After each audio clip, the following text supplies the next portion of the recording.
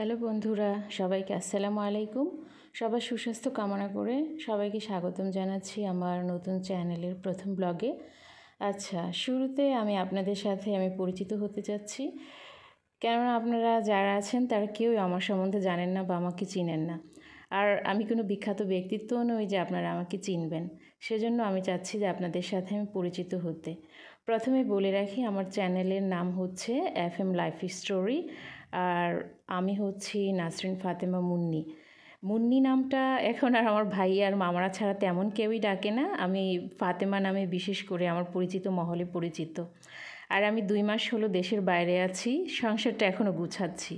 আমি বিবাহিত। আমার শ্বশুরবাড়ির পরিচয় বলতে তারা কেউই বাংলাদেশি কিংবা বাঙালি নন। বর্তমানে আমি আমার স্বামীর সাথে, তিনি যেখানে জব করেন সেখানেই আছি।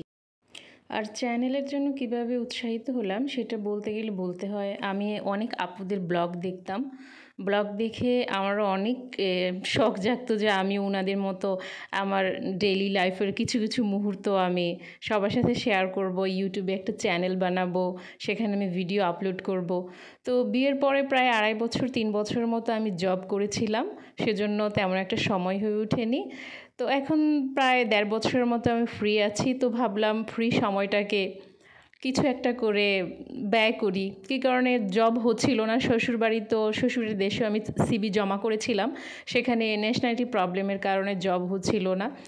তাই আর কি প্ল্যান করা যে ইউটিউব চ্যানেল খুলব। তো অনেক লজ্জা লাগছিল, ভয়ও হচ্ছিল কিভাবে কি করব।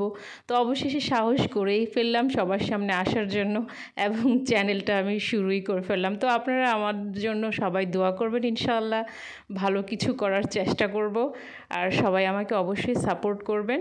আপনাদের সবার জন্য ভালোবাসা দোয়া রইল। আসসালামু আলাইকুম।